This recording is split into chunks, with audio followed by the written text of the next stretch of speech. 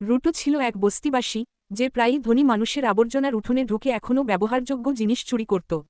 কিন্তু একদিন, যখন তাকে তার পালক বাবার হত্যার মিথ্যা অভিযোগে ফাঁসানো হয় এবং সেই অপরাধে তাকে ফেলে দেওয়া হয় দাপিট, সেই বিশাল আবর্জনার গর্তে, যেখানে পৃথিবীর সব আবর্জনা জমা হয়, তখন তাকে বাধ্য হয়ে আবর্জনা দিয়ে তৈরি বিশাল দানবদের সাথে লড়াই করতে হয়। দুনিয়াটা দুটো ভাগে বিভক্ত। একদিকে রয়েছে চকচকে, নিখুঁত শহর, যেখানে ধনী মানুষেরা বিলাসে থাকে। আরেকদিকে রয়েছে বস্তি, যেখানে রুটোর মতো মানুষদের বাস। শুধু একটাই জিনিস একই থাকে, দাপিট, যেখানে সব আবর্জনা ফেলা হয় অপরাধীদেরও। সেই শহরের ধনী মানুষগুলো বিন্দুমাত্র দ্বিধা ছাড়াই যে কোনো সামান্য ত্রুটিগ্রস্ত জিনিস ফেলে দেয়। যেমন সেই নারী, যে তার মেয়েকে বলে নতুন কেনা কুকুরছানার খেলনাটা ফেলে দিতে, কারণ এটা সামান্য ক্ষতিগ্রস্ত হয়েছে। সে বলে, মেরামত করলে এটা কুৎসিত দেখাবে, পরেই তো আবার নতুন কিনব।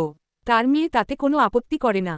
নারীটা খেলনাটা অন্য আবর্জনার সাথে ছোট একটি বর্জ্য পাইপে ফেলে দেয়, যা সরাসরি যায় একটি ট্রাকে, এবং সেখান থেকে ভূগর্ভস্থ টানেল পেরিয়ে এক বিশাল বর্জ্য প্রক্রিয়া কেন্দ্রে। কিন্তু ওই সময় রুটো ছিল সেই আবর্জনা সংগ্রহ কেন্দ্রে। সে যেসব জিনিস ট্রাকগুলো নিয়ে আসে সেগুলো কিনে নেয় বা লুকিয়ে কুড়িয়ে নেয়। সেদিনও সে চুপচাপ একটি রুমে ঢুকে জিনিসপত্র খুঁজছিল। কিন্তু দুর্ভাগ্যবশত, এক প্রহরী শব্দ শুনে রুমে ঢুকে পড়ে ও বন্দুক তাক করে রুটোর দিকে। সে চিৎকার করে, ঘৃণ্য আবর্জনা চোর, তুমি শহরের সৌন্দর্য নষ্ট করতে চাইছ এই বর্জ্য জমানোর মাধ্যমে। রুটো কিছু বলে না, কারণ এই সব অপমান সে প্রতি মঙ্গলবারই শুনে। তারপরই প্রহরী অ্যালার্ম বাজায়, আরও গার্ড আসে। রুটো তাদের দিকে কিছু আবর্জনার ব্যাগ ছুড়ে দেয়, যাতে কাঁচা ডিম ভেঙে তাদের ইউনিফর্ম নোংরা হয়ে যায়। আর এই পরিচ্ছন্নতাবাদী গার্ডরা নোংরা ইউনিফর্ম সহ্য করতে না পেরে দাঁড়িয়ে দেখে রুটো ভেন্ট দিয়ে উপরে উঠছে। পরের দিন পুরো শহরে ছড়িয়ে পড়ে খবর, গার্বেজ রেইডার নিয়ে। ধনী মানুষরা আবারও বস্তিবাসীদের দোষ দেয়। ওপারে বস্তির মানুষরা ঠিকই বুঝে নেয় কে এই কাজ করেছে। প্রথমবার নয়, সবাই মনে করে একদিন সে ধরা পড়বেই। আর সত্যি বলতে, অনেকেই চায় সে ধরা পড়ুক। রুটো এসব পাত্তা না দিয়ে তার দোকান সাজায়, উদ্ধার করা জিনিস ঠিক করে বিক্রি করতে। তার বন্ধু চিওয়া এসে রাখতে থাকে। কেন তুমি বারবার এমন ঝুঁকি নাও? রুটো শান্তভাবে বলে, ওই ধনী লোকগুলো ইউজেবল জিনিস এমনভাবেই ফেলে দেয়। এগুলো ফেলে দেওয়ার মতো নয়, তাই আমি উদ্ধার করি। আর বিক্রি করে যদি কিছু টাকা পাই, তাতে মন্দ কি? চিওয়া কিছুটা বুঝলেও, তখনই তিনজন ছেলে আসে নাক চেপে ধরে। তারা বলে, কেউ ভয়ানক দুর্গন্ধ ছড়াচ্ছে। ওহ, রুটো এসেছে। তারা বলে, চিওয়া, ওর কাছে থেকো না, না হলে তুমিও আবর্জনার গন্ধে ভরে যাবে। তারা রুটোর মোটা কালো দস্তানাকে উপহাস করে। ওগুলো শেষবার ধোয়া হয়েছিল সম্ভবত ওবামা প্রেসিডেন্ট থাকা অবস্থায়। একবার স্পর্শ করলেই শরীরে র্যাশ বের হবে। একজন রুটোর ঠিক করা লণ্ঠনটা লাথি মেরে ফেলে দিয়ে বলে, এটা কে কিনবে? আবর্জনা বিক্রি করে তুমি কিছুই করতে পারবে না। তারপর তারা কথায় আঘাত করে, আর তুমি তো খুনির ছেলে, আমাদের বস্তিকে লজ্জায় ফেলেছ। রুটো নীরবে সহ্য করছিল, কিন্তু যখন শুনল একদিন তোমার বাবার মতো তুমিও খুনি হবে, তখন তার চোখে জমে ওঠে বিষাক্ত ক্রোধ। এক নজর তাকাতেই তিন ছেলে ভয় পেয়ে পালিয়ে যায়, তবুও গালি দিয়ে। রুটো আবার চুপচাপ লণ্ঠনটা ঠিক করতে শুরু করে। চিওয়া ধীরে বলে, আমি বিশ্বাস করি তুমি একজন ভালো মানুষ। তুমি কখনো তোমার বাবার মতো হবে না। রুটো লজ্জা পায়। ঠিক তখনই চিওয়ার চোখ পড়ে সেই ছোট কুকুরছানার খেলনায়, যেটা রুটো আসলে ওকেই উপহার দিতে এনেছিল। সে কিছু বলতে পারার আগেই চিওয়ার মা এসে তাকে টেনে নিয়ে যায়। রুটো বাড়ি গেলে দেখে তার পালক বাবা রেক্টো অপেক্ষা করছে। রেক্টো হেসে অনুকরণ করে রুটো কিভাবে চিওয়াকে খেলনাটা দিতে নার্ভাস হচ্ছিল। রুটো লজ্জায় লাল হয়ে যায়, কারণ সে জানতেই পারেনি রেক্টো সব দেখছিল। তারপর রেক্টো বলে, প্রথমে কথা হবে কালকের আবর্জনা অভিযানের বিষয়ে। সে রুটোকে বোঝায়, তোমার এত ঝুঁকি নেওয়ার দরকার নেই, আমরা এত গরিব নই। রুটো ভাবে সে এখনও অপরাধবোধে ভোগে, কারণ রেক্টো তাকে দত্তক নিয়েছিল যখন তার জৈবিক বাবাকে খুনের দায় পিঠে ফেলে দেওয়া হয়। রুটো বলে, না, এটা ঋণ শোধ করার জন্য নয়। তুমি পরিবার, আর আমি শুধু আমার দায়িত্ব পালন করছি। রেক্টো হেসে বলে, এভাবেই সবসময় সৎ থাকবে। ব্যান্ডেজ পাল্টানোর সময় রুটোর হাত দেখে রুটো মনে পড়ে তার হাত সবসময়ই আঘাত পাওয়া, ক্ষতবিক্ষত। মাঝে মাঝে প্রচণ্ড ব্যথা হতো। লোকজন সবসময় তাকে বিচার করত এই হাতের জন্য। তারপর একদিন রেক্টো তাকে সেই কালো দস্তানা দেয়, যা যেন জাদুর মতো ব্যথা কমিয়ে দেয়। শেষে রেক্টো হেসে বলে, চিওয়াকে শিগগির বলো, না হলে কেউ তাকে নিয়ে যাবে। তারা মজা করছিল, কিন্তু বাইরে থেকে তাদের কথা শুনছিল এক অদ্ভুত মুখোশধারী মানুষ। পরের দিন রুটো অবশেষে সাহস জোগাড় করে, হাতে খেলনা নিয়ে চিওয়ার বাসার পথে। কিন্তু পথে সে এমন এক দৃশ্য দেখে যা বস্তিতে অস্বাভাবিক নয়। আরেক অপরাধীকে ফেলে দেওয়া হচ্ছে দাপিতে। রুটো নির্বাক দাঁড়িয়ে দেখে ভাবছে, ওখানে ফেলে দেওয়া মানুষের কি হয়? ঠিক তখনই চিওয়া আসে। বাহ, বেশ নির্মম দেখাচ্ছে। রুটো ভয় খেই হারিয়ে ফেলে, কারণ সে প্রস্তুত ছিল না তাকে দেখার জন্য। চিওয়া নরমস্বরে বলে, আমি চাই না তুমি একদিন ওই গর্তে পড়ে যাও, হয়তো কিছু জিনিস ফেলে দেওয়া উচিত না, কিন্তু ওটা ঝুঁকি নেওয়ার মতো কারণ নয়। রুটো বলে যে রেগতো একই কথা বলেছিল, আর চিনহুয়া হেসে বলে সেটা কারণ রেগতও তাকে ভালোবাসে। রুটো 1 সেকেন্ডের মতো থমকে যায়, তারপর তার 2 এমবি র্যামের ব্রেইন বুঝতে পারে, চিনহুয়া বলতে চেয়েছিল সে তাকে ভালোবাসে, রেগত নয়। চিনহুয়া হঠাৎ লজ্জায় লাল হয়ে যায়, বুঝতে পেরে কথাটা অন্যভাবে শোনাতে পারত, কিন্তু তখন পর্যন্ত রুটোর মানসিক সিস্টেম ক্র্যাশ করে গেছে। সে মাটিতে লুটিয়ে পড়ে মুখ চেপে ধরে, তারপর কাঁপতে থাকা হাতে কুকুরের খেলনাটা চিনহুয়ার দিকে বাড়িয়ে দেয়। সে বলে, তুমি হয়তো এটা নিতে চাইবে না, কারণ এটা আবর্জনা থেকে এসেছে। কিন্তু আমি ভাবছিলাম, ওই কুকুরটা তোমার সাথে থাকলে বেশি খুশি থাকবে। তার অবাক আনন্দের সীমা থাকে না যখন চিনহুয়া খেলনাটা গ্রহণ করে এবং বলে, আমি এটা যত্ন করে রাখব। রুটোর মনে মনে আতশবাজি ফুটতে থাকে। সে জীবনে কখনো এত খুশি হয়নি। সে লাফাতে লাফাতে, গান গাইতে গাইতে বাড়ির পথে হাঁটে, কারণ সে এখনই রেগতকে এসব বলে দেখাবে। কিন্তু পথে সে কয়েকজন প্রহরীকে দেখে। তারা তাকে দেখেও পাত্তা দেয় না। সে ভাবে, এত প্রহরী বস্তিতে কেন, কিন্তু তেমন গুরুত্ব না দিয়ে সে বাড়ির দিকে ছুটে যায়। বাড়ির কাছে পৌঁছে দরজা খুলতেই সে দম বন্ধ হয়ে যায়। রেগত মাটিতে পড়ে আছে, আর তার ওপর বসে আছে এক অদ্ভুত মুখোশ পরা লোক, যে তাকে দেখতে ঘুরে তাকানোর পর ছুরিটা আরও গভীরভাবে রেগতর শরীরে ঢুকিয়ে দেয়। রুটোর মাথায় আগুন লাগে। সে ঝাঁপিয়ে পড়ে ওই মুখোশধারীর দিকে, কিন্তু লোকটা তাকে এমনভাবে আঘাত করে, সে কবে অজ্ঞান হয়ে পড়েছে বুঝতেই পারে না। চেতনায় ফেরার পর সে দেখে, লোকটা বই হাতে নিয়ে বেরিয়ে যাচ্ছে। যাওয়ার আগে একবার ঠান্ডা চোখে রুটোর দিকে তাকায়। রুটো তাকে ধরতে চেষ্টা করে, কিন্তু পিছন থেকে ক্ষীণকণ্ঠে ডাকা হয়, রেগত। সে কিভাবে যেন এখনও বেঁচে আছে। মরণঘেঁষা কণ্ঠে সে বলে, দৌড়ে পালা, রুটো। রুটো তার পাশে বসে কাঁপতে কাঁপতে বলে যে সে সাহায্য আনবে। কিন্তু রেগত মাথা নাড়ে, না, পালিয়ে যা, আর এই নোংরা দুনিয়াটা বদলে দে। এই বলে রেগতর শরীর ঢলে পড়ে। রুটো বোঝার ক্ষমতা হারিয়ে ফেলে। ঠিক তখনই সৈন্যরা ভিতরে ঢুকে তাকে বিদ্যুতের শক দিয়ে ফেলে। তার ওপর চেপে ধরে ঘোষণা করে, খুনি রুটোকে গ্রেপ্তার করা হলো। সে চিৎকার করে বলে সে খুনি নয়। কিন্তু কেউ শোনে না। সৈন্যরা বলে, তোমার কথা আর প্রয়োজন নেই। তোমাকে হাতে নাতে ধরা হয়েছে। সে বলতে থাকে, খুনি তো এখনই পালালো। তাকে ধরো। কিন্তু তারা তাকে আবার মাথায় পিটিয়ে অজ্ঞান করে। শীঘ্রই রুটোকে মৃত্যুদণ্ড দেওয়ার জন্য স্ক্যাফোল্ডে আনা হয়। বস্তির সব মানুষ সেখানে, এমনকি মূল নগরীর ধনী লোকেরাও এসেছে। বিচারক বলে, খুন পৃথিবীর সবচেয়ে জঘন্য অপরাধ। সে যদিও একজন বস্তিবাসীকে খুন করেছে, তবুও শাস্তি কমবে না। সেই সাথে ঘোষণা করা হয়, দোষী রুটোকে গহ্বরে নিক্ষেপ করে মৃত্যুদণ্ড কার্যকর করা হবে। জনতা উল্লাসে চিৎকার করে। রুটো এখনও বিশ্বাস করতে পারে না। সে চায় অন্তত একজন মানুষ তার কথা বিশ্বাস করুক। সে ভিড় স্ক্যান করতে করতে থামল, চিনহুয়ার দিকে। রুটো চিৎকার করে বলে, আমি রেগতকে হত্যা করিনি। দয়া করে অপরাধীকে খুঁজে বের করো। চিনহুয়া ঠান্ডা স্বরে বলে, আমি তোমায় বিশ্বাস করেছিলাম, কিন্তু তুমি মূল্যহীন প্রমাণ হলে। শেষ পর্যন্ত তুমি একজন খুনির ছেলেই রইলে। সে কুকুরের খেলনাটা ফেলেই ঘুরে দাঁড়ায়। সেই মুহূর্তে রুটো ভেঙে যায়। ভিড় যখন চিৎকার করে, মানব আবর্জনা, নোংরা জিনিস, নিচে ফেলে দাও, সে চেঁচিয়ে উত্তর দেয়, তোদের বলতেই ভালো লাগে, তোরা ই আসল আবর্জনা। কাদা আর মাংসের টুকরো। কোনো ইচ্ছাশক্তি নেই, শুধু ভিড়ের মতো চলো। সে শপথ করে, আমি ফিরে আসব, আর তোদের সবকেই নরকে টেনে নিয়ে যাব। ঠিক তখনই সে দেখে, খুনি লোকটা ভিড়ের মধ্যেই দাঁড়িয়ে আছে। কিন্তু তার কথা বলার আগেই তাকে নিচে ফেলে দেওয়া হয়। সে পড়তেই থাকে। অজ্ঞান হয়ে যায়। নিচের আবর্জনার পাহাড় তার মৃত্যু আটকায়। জেগে উঠে সে দেখে, সে অক্ষত। সে ভাবে, আমি এখনও বেঁচে আছি। ঠিক তখন দুর্গন্ধ তার নাকে আঘাত করে। একজন আবর্জনা চোর হলেও সে সেই দুর্গন্ধ সহ্য করতে পারে না। তার সামনে অজস্র আবর্জনার সমুদ্র, আর অচেনা জিনিসপত্র। সে ভাবছে, এ জায়গাটা আসলে কি? ঠিক তখন তার ওপর বিশাল ছায়া পড়ে। সে ঘুরে দেখে, আবর্জনা দিয়ে তৈরি এক ভয়ঙ্কর দানব তার দিকে তাকিয়ে দাঁত বের করে আছে। রুটোর মাথা শূন্য হয়ে যায়। তার মনে পড়ে, কেন সবাই এত মরিয়া হয়ে মানুষ আর আবর্জনা এখানে পাঠায়, কিন্তু নিচে কি আছে, তা কোনো দিন জানতে চায় না। কিন্তু ভাবার সময় নেই। দানবটা তার দিকে ছুটে আসে। আর রুটো দৌড় শুরু করে। দানবের গর্জনে আরও প্রাণী আবর্জনার ভিতর থেকে বেরিয়ে আসে। রুটো আটকা পড়ে যায়। সে ভাবে, কিভাবে আবর্জনাও নড়াচড়া করতে পারে। দানবগুলো তার ওপর ঝাঁপিয়ে পড়ে সে কোনোমতে পালিয়ে যায়। দৌড়াতে গিয়ে সে পড়ে একটা মানব খুলি তার হাতে লাগে। সে বুঝতে পারে এটাই তার ভবিষ্যৎ। সে উপরে থাকা লোকদের গালি দেয়, ঠিক তখনই তার নিচের আবর্জনা ভেঙে সে নিচে পড়ে যায়। বিষাক্ত হাওয়া তার ফুসফুস ছিঁড়ে ফেলতে থাকে। সে মুখ ঢাকে, লুকানোর জায়গা খোঁজে, কিন্তু বুঝতে পারে এই নরকে কোনো নিরাপদ জায়গা নেই। তার শরীর রক্ত তুতে শুরু করে। রক্তের গন্ধে দানবগুলো আবার ছুটে আসে। সে মাটিতে লুটিয়ে পড়ে হাল ছাড়ার ঠিক আগে তার মনে ভেসে ওঠে রেগতর শেষ মুহূর্তের মুখ। তার ভেতরে হঠাৎ শক্তি সঞ্চার হয়। তার চোখে আবর্জনার ভিতর জ্বলা ও স্ট্রেঞ্জ আলো দেখা যায়, আর তার সামনে পড়ে থাকা লোহার পাইপ।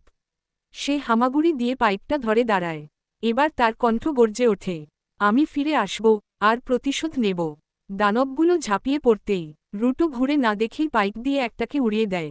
ওটা উড়ে গিয়ে আরেক বাসিন্দার ছাতায় গিয়ে পড়ে, যে অবাক হয়ে দেখে, উফ, এখানে নতুন এমন একজন এসেছে যে দানবদের মারতে পারে। এদিকে রুটো উন্মাদের মতো যুদ্ধ করে চলেছে। বিষাক্ত বাতাস, রক্ত, ব্যথা, কিছুই তাকে থামাতে পারছে না। দানব তাকে পাথরে ছুঁড়ে ফেলে, পাথর ভেঙে ওপর থেকে আরেকটা দানব উঠে আসে। রুটো লাফিয়ে বাঁচে, কিন্তু এবার বিষাক্ত বাতাসের প্রভাব ফেরে সে আবার রক্ত তুতে থাকে। দানবগুলো সুযোগ নেয়। ঠিক তখন তার ভেতরের রহস্যময় শক্তি আবার বিস্ফোরিত হয়। আর দুইটা দানব একসাথে তার দিকে ছুটে আসলেও রুটো দাঁড়িয়ে থাকে, চোখে পাগলামি, হাতে প্রতিশোধ। সংঘর্ষ থেকে রুটো কোনোভাবে বেঁচে বেরিয়ে আসে এবং একটা লোহার পাত দিয়ে প্রথম দানবটার খুলি কেটে ফেলে। তারপর সে দ্বিতীয় দানবটার দিকে ঝাঁপিয়ে পড়ে এক আঘাতে তাকে টুকরো করে ফেলে, আর দানবটা জোরে বিস্ফোরিত হয়। এসবের পর রুটো একটু বিশ্রাম নেয়, কিন্তু তখনই আরেকটি বিশালাকা দানব তার দিকে এগোতে থাকে। দানবটাকে দেখামাত্রই রুটো সিদ্ধান্ত নেয় পালিয়ে গিয়ে শক্তি ফিরে পাওয়ার, কিন্তু দানবটি পুরো শক্তি দিয়ে মাটি চাপড়ে দেয়, আর সেই আঘাতে তৈরি হওয়া শোকওয়েভে রুটো দূরে ছিটকে পড়ে। রুটো চোখ খুলতেই অবাক হয়ে যায়, একজন অদ্ভুত, ভয়ঙ্কর মুখোশ পরা লোক তার উপর দাঁড়িয়ে আছে। সে ভাবতে থাকে লোকটাকে এবং কোথা থেকে এলো, কিন্তু হঠাৎই সেই লোক তাকে তুলে ধরে সামনে ছুঁড়ে ফেলে। রুটোর মুখে রক্ত উঠে আসে, এবং সে ঘুষি মারার প্রস্তুতি নিচ্ছিল, ঠিক তখনই লোকটা তার মুখে একটা গ্যাসমাস্ক পরিয়ে দেয়, যাতে সে আবার শ্বাস নিতে পারে। রুটো আরও বিভ্রান্ত হয়ে লোকটাকে জিজ্ঞেস করে সে কি এখানে থাকেন। সে জানতে চায় এটা কোন জায়গা আর এসব দানব কি, কিন্তু মুখোশধারী লোকটি শুধু চুপ থাকতে বলে। অবশ্যই, এক অঙ্কের আইকিউ হওয়ায় রুটো আদেশ মানে না এবং আরও জোরে জোরে প্রশ্ন করতে শুরু করে। লোকটি আবার ফিসফিস করে তাকে চুপ থাকতে বলে, কিন্তু রুটো বলে, আরও পরিষ্কার করে বলুন। সে জিজ্ঞেস করে তারা কি ভূগর্ভে আছে।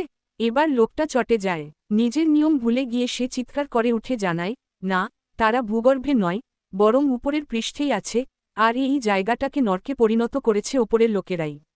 তারপর সে বলে যে বিশাল দানবগুলো এখনই হাজির হয়ে যেতে পারে। তাকে তৎক্ষণাৎ জানিয়ে দেওয়া হয় যে ট্র্যাশবিস্ট অর্থাৎ আবর্জনা দানবরা আবর্জনা থেকেই তৈরি এবং শব্দে আকৃষ্ট হয়, আর রুটো চুপ না থাকার কারণে তারা এখন তাদের খুঁজে ফেলেছে। লোকটি বলে সাধারণ অস্ত্রে এইসব দানবকে মারা যায় না, তাই তাদের পরিকল্পনা ছিল নীরবে লুকিয়ে পালিয়ে যাওয়া, কিন্তু এখন আর সেটা সম্ভব নয়। এদিকে একটি দানব তাদের পেছনে এসে যায় এবং মুখোশধারী লোকটি সেটাকে আগে সামাল দেওয়ার সিদ্ধান্ত নেয়। হঠাৎ তার হাতে থেকে সোনালি শক্তি বের হয়ে এসে তার ছাতাকে ঢেকে ফেলে, ছাতাটি অস্ত্রে পরিণত হয়। দানবটা আক্রমণ করে, ছাতাটা দানবের মুখে ঢুকিয়ে ব্লেন্ডারের মতো ঘুরিয়ে সেটাকে গুঁড়ো করে ফেলে। দানবের টুকরো চারদিকে উড়ে গিয়ে ধুলোয় পরিণত হয়। রুটো এই অদ্ভুত শক্তি দেখে অবাক হয়ে যায়, আর ভাবতে থাকে দানবটা কেন পুনর্জন্ম নিল না। ঠিক তখনই আরও বড় একদল দানব এসে পড়ে, কিন্তু মুখোশধারী লোকটি আত্মবিশ্বাসী যে সে সব সামলে নিতে পারবে। সে দানবদের দিকে দৌড়ে গিয়ে ছাতার ধারালো ব্লেড দিয়ে একের পর এক উড়িয়ে দেয়। তারপর সে লাফিয়ে উঠে ছাতাটাকে প্যারাশুটের মতো ব্যবহার করে ভেসে থাকে। রুটো ভাবতে থাকে, এটা কি নিচের লোকদের কোনো বিশেষ প্রযুক্তি, নাকি ওই লোকটির বিশেষ ক্ষমতা। এদিকে লোকটি ভেসে গিয়ে শেষ বিশাল দানবটার সামনে পৌঁছে। দানবটা তার দিকে অ্যাসিডের বল ছুড়ে দেয়। সে ছাতা দিয়ে আঘাতটাকে ছড়িয়ে দেয়, আর অ্যাসিড আবর্জনার গাদায় পড়েই বিস্ফোরিত হয়। তারপর সে দানবটার মাথায় পা রেখে আরও উপরে লাফিয়ে উঠে, ছাতায় আরও শক্তি ঢেলে সেটাকে বিশাল ও প্রাণঘাতী করে তোলে। তারপর সে দানবটির মাথার উপর দিয়ে মাটিসহ কেটে ফেলে নিচে নেমে আসে। সব শেষ হলে সে রুটোর কাছে ফিরে আসে। রুটো তাকে জিজ্ঞেস করে, তুমি কে? লোকটি মুখোশ খুলে বলে তার নাম ইঞ্জিন, সে নেহাতি একজন সাধারণ পরিচ্ছন্নতা কর্মী। কিন্তু মুহূর্তের মধ্যেই বিষাক্ত বাতাসে কাশি শুরু হয় এবং সে রুটোকে গালি দেয় তাকে মুখোশ খুলতে বাধ্য করানোর জন্য। ঠিক তখনই রুটো অজ্ঞান হয়ে পড়ে। অচেতন অবস্থায় সে একটি পুরনো ঘটনার স্বপ্ন দেখে। তখন রুটো খুবই ছোট, কিন্তু খুব শক্তিশালী এক বাচ্চা। এক বৃদ্ধ তাকে জিজ্ঞেস করেছিল, তুমি কি সত্যিই বিশ্বাস করো যে কোনো জিনিস যত্ন করে ব্যবহার করলে একসময় তার মধ্যে আত্মা তৈরি হয়? রুটো তাকে পরিষ্কার করতে করতে বলেছিল, এটা শুধু একটা পুরনো কাহিনী, মানুষকে তাদের জিনিস যত্নে রাখতে বলার জন্য তৈরি। তবে সে ব্যক্তিগতভাবে বিশ্বাস করে প্রতিটি জিনিসেরই একটা গল্প থাকে, একটা আত্মা। রুটোর কৌতূহল বাড়ে, সে জিজ্ঞেস করে তাদের ঘরের জিনিসগুলোরও কি আত্মা আছে? তার গ্লাভসেরও? বৃদ্ধ বলে, তুমি যত্ন নিয়ে ব্যবহার করো, একদিন আত্মা হবে। এরপর হঠাৎ রুটো ঘুম থেকে জেগে ওঠে, দেখে সে শিকলে বাঁধা, আর ইঞ্জিন তাকে টেনে নিয়ে যাচ্ছে। রুটো গালাগালি দিয়ে বলে তাকে ছেড়ে দিতে, কিন্তু ইঞ্জিন জানায় যে সে তাকে নিরাপদ জায়গায় নিয়ে যাচ্ছে। রুটো আর তা মানে না, সে আবার আকাশে থাকা স্ফিয়ারে ফিরে গিয়ে প্রতিশোধ নিতে চায়। এটা শুনে ইঞ্জিন থেমে যায়। সে রুটোকে বলে, সেখানে ফেরা অসম্ভব। স্ফিয়ার হল আকাশে ভাসমান এক বিশাল গোলক, যা ক্রমাগত সরে সরে বেড়ায়। তারপর সে আবার টানা শুরু করে, বলে যে ফিরে যাওয়া অসম্ভব, রুটোর শান্ত হয়ে নতুন বাস্তবতা মানে নেওয়া উচিত। রুটো হাল ছাড়ে না, বলে সে যেকোনোভাবে স্ফিয়ারে ফিরবেই। তার বিশ্বাস ইঞ্জিন পথ জানে কিন্তু ইচ্ছে করে বলছে না। সে চিৎকার করে বলে সব বলতে, নইলে সে চিৎকার করতেই থাকবে আর দানবরা চলে আসবে। ইঞ্জিন বিরক্ত হয়ে বলে, তাহলে সে রুটোকে ঠিক দেখিয়ে দেবে এই জায়গা আসলে কেমন। সে রুটোকে আরও রূঢ়ভাবে টেনে নিয়ে গিয়ে এক বিশাল ক্যানিয়নের মাঝের তুলনামূলক পরিষ্কার জায়গায় ফেলে দেয়। রুটো গালি দিয়ে তাকে অন্তত শিকল খুলতে বলে, কিন্তু ইঞ্জিন কোনো উত্তর না দিয়ে চলে যায়। হঠাৎই গ্যাসমাস্ক পরা কয়েকজন পুরুষ ইঞ্জিনের কাছে ছুটে আসে। তারপর তারা রুটোর দিকে এগোতে থাকে। রুটো ভাবতে থাকে এরা কি এই জায়গার মানুষ? এরা রুটোকে দেখে খুব উত্তেজিত, তার পোশাক দেখে আন্দাজ করে সে কি স্ফিয়ার থেকে এসেছে। তারা ধীরে ধীরে কৃপি ভঙ্গিতে কাছে আসে। রুটো নার্ভাস হয়ে বলে, সে সত্যিই স্ফিয়ার থেকে পড়ে এসেছে। মুহূর্তেই তারা আনন্দে মুখোশ খুলে ফেলে। এতদিন তারা শুধু মৃত স্ফিয়ারবাসীর দেহ পেয়েছিল, তাই জীবিত একজন দেখে তারা পাগল হয়ে যায়। তারা রুটোর মুখ টিপে টিপে পরীক্ষা করতে থাকে। রুটো তাড়াতাড়ি সরে যায়। তারা বলে যে তারা ক্ষতি করবে না এবং শিকল খুলতে থাকে। এতে রুটো ভাবে, এরা ইঞ্জিনের চেয়ে ভালো। কিন্তু সবই ছিল ফাঁদ। মুহূর্তেই রুটোকে শক্ত করে বেঁধে এক ট্রাকের মধ্যে আটকে ফেলা হয়। সে বুঝতে পারে না কি হচ্ছে। বাইরে তারা আনন্দে বলে, একটা জীবিত স্ফিয়ারবাসী পাওয়া গেছে। এর দাম আকাশছোঁয়া। মৃত স্ফিয়ারবাসীদের জামাকাপড় আর দেহাংশ লাখে বিক্রি হয়, আর জীবিত একটাকে পেলে সবাই পাগল হয়ে যাবে। দলের নেতা বলে যে মানুষ স্ফিয়ারবাসীদের ঘৃণা করে, কারণ তারাই তাদের পৃথিবীটাকে ধ্বংস করেছে। স্ফিয়ারবাসীরা সব আবর্জনা নিচে ফেলত, যা জমে জমে বাতাস আর জমিকে বিষাক্ত করে দিয়েছে এবং দানব সৃষ্টি করেছে। দানবের হাতে নিহত হওয়া মানুষ, ঘরবাড়ি হারানো মানুষ, সবাই স্ফিয়ারের প্রতি ভয়ানক ঘৃণা পুষে রেখেছে। আর জীবিত একজনকে পেলে তারা তার উপর মধ্যযুগীয় যন্ত্রণা নামাবে। নেতা ঠিক করল যে রুটোকে উপরে আসার স্বাগতস্বরূপ কিছু খাওয়াবে, আর সেই খাবার হল পচা মাংস আর অন্য সব নষ্ট জিনিস। সারাক্ষণ সে রুটোকে অপমান করেই গেল, বলল যে তার মতো স্ফেরাইটরা তো আবর্জনায় হাতও দেয় না, খাওয়া তো দূরের কথা, ও এসব হজম করতেই পারবে না। কিন্তু যতক্ষণ না সে রুটোর মুখে জোর করে এক টুকরো পচা মাংস ঢোকানোর চেষ্টা করছিল, ততক্ষণ সে জানতেই পারেনি জীবনটা তার সবচেয়ে বড় ভুল করতে যাচ্ছে। হঠাৎ রুটো তার আঙুলে কামড়ে দেয়, ত্বক ছিঁড়ে ফেলে চিবাতে চিবাতে সেই পচা খাবারটাও গিলে ফেলে।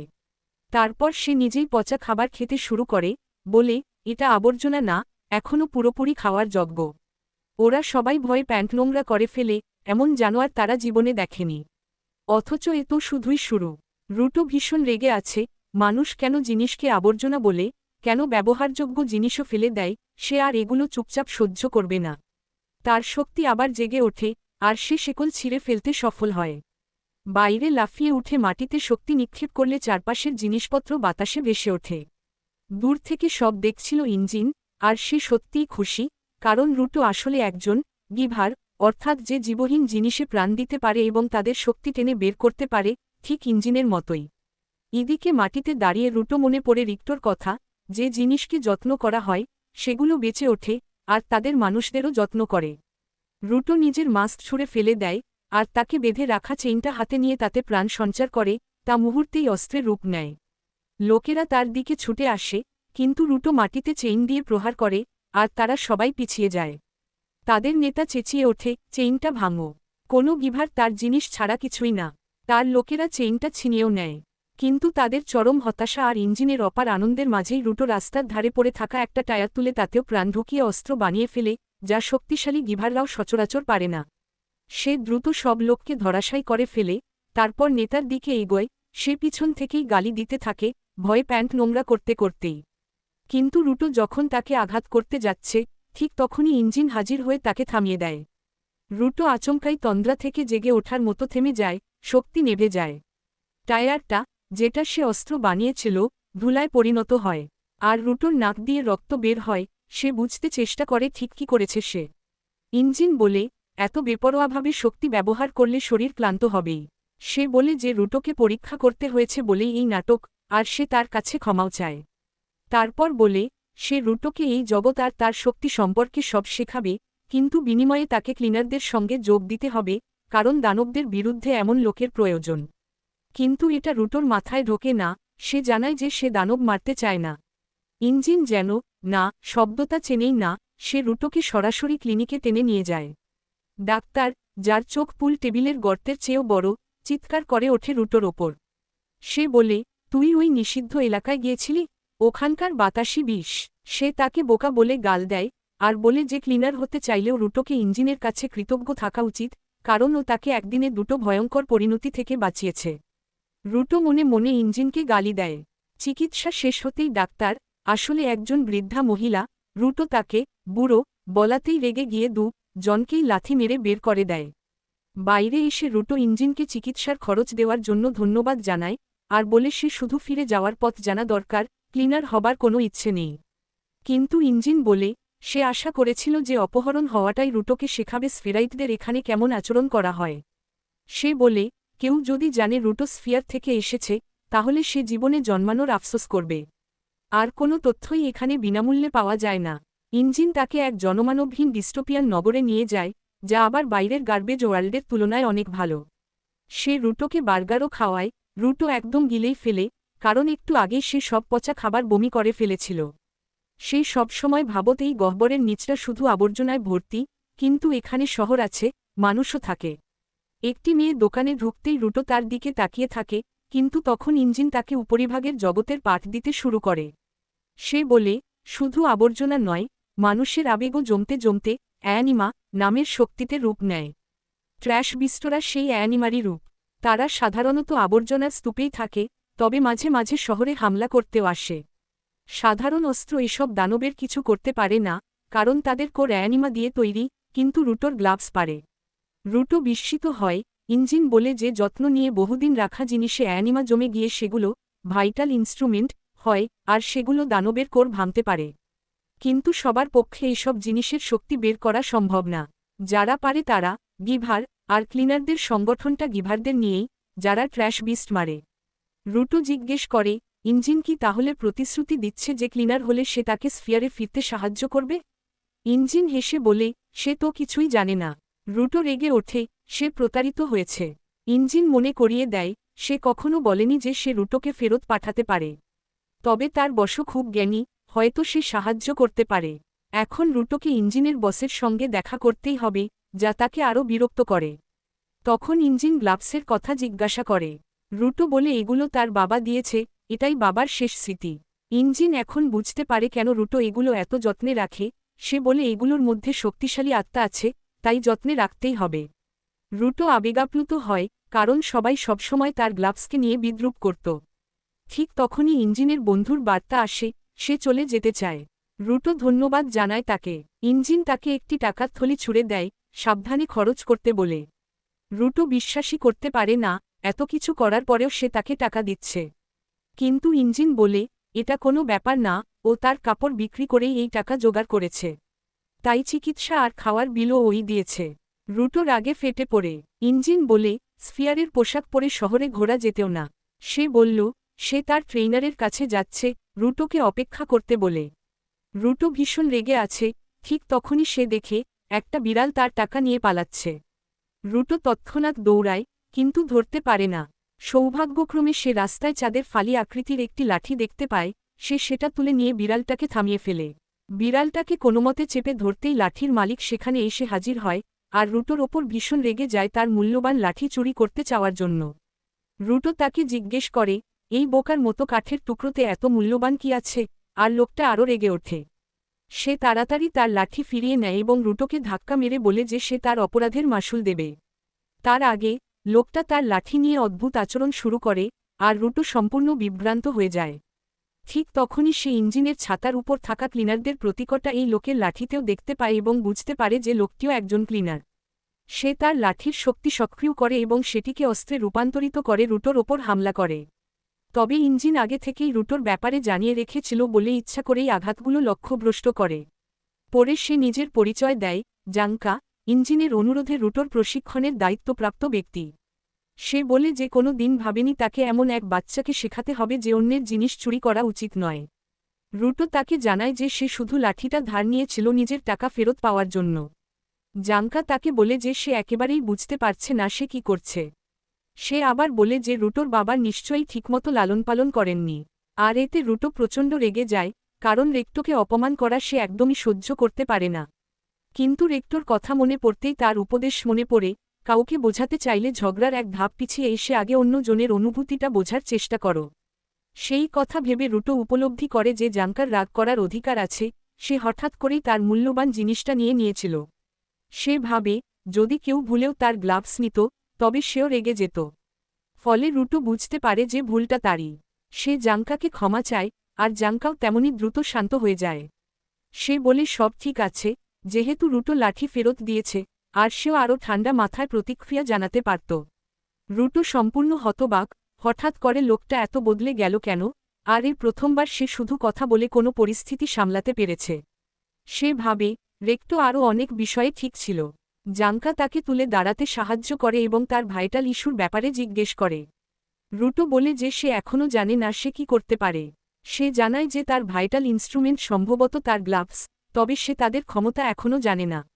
জাঙ্কা গ্লাভস পরীক্ষা করে বলে এগুলো বেশ দারুণ, কিন্তু রুটো তখনও বিস্মিত, লোকটা এখন এত ভিন্নভাবে আচরণ করছে কেন? হঠাৎ তার মনে হয়, লোকটার হাসির কারণেই এমন লাগছে। রেক্টো সবসময় বলতো, বন্ধু বানাতে চাইলে হাসতে হয়। দুর্ভাগ্যবশত রুটো জীবনে কখনো হাসেনি, তার মুখের পেশি চালানোর জন্য যেন একজন জিম ট্রেনারের প্রয়োজন। আরও দুর্ভাগ্য, সে সেটা জানেও না। তাই সে তার সর্বোচ্চ চেষ্টা করে মানুষের হাসি নকল করতে, কিন্তু যেটা বের হয় তা মানুষের মুখে দেখা সবচেয়ে ভয়ঙ্কর অভিব্যক্তি। জাঙ্কা আবার চিৎকার করে ওঠে, এ কেমন মুখ বানিয়েছে সে? সে জানতে চায় রুটো কি তাকে ব্যঙ্গ করছে।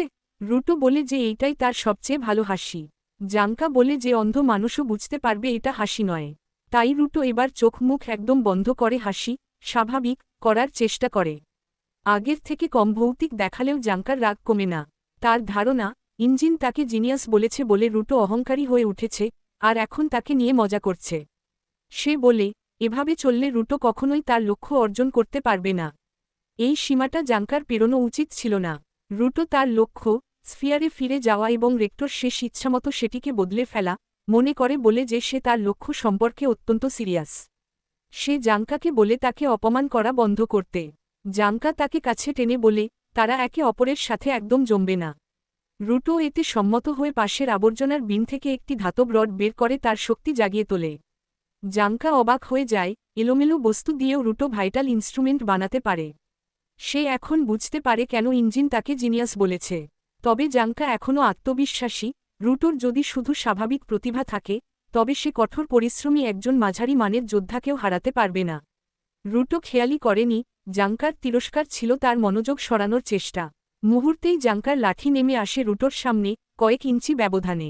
রুটো সরে যায় এবং পালাতে বাধ্য হয়, আর জাঙ্কা দ্রুত আক্রমণ করে তাকে মাটিতে চেপে ধরে। জাঙ্কা বিজয়ে সন্তুষ্ট, তারপরই সে কিছু দেখতে পায়। সে মুছে নিয়ে শুকে দেখে, তা যে পায়খানা, বুঝতেই তার আত্মা শুকিয়ে যায়। সে বুঝতে পারে যে রুটোর তোলা ধাতব রডটি আসলে ছিল টয়লেট প্লাঞ্জারের অংশ। সে ব্যাখ্যা করার চেষ্টা করে প্লাঞ্জার কি, কিন্তু রুটো শুনতেই রাজি নয়। সে প্লাঞ্জার দোলাতে থাকে, এখনও ভর্তি কারণ ঐশভোজে।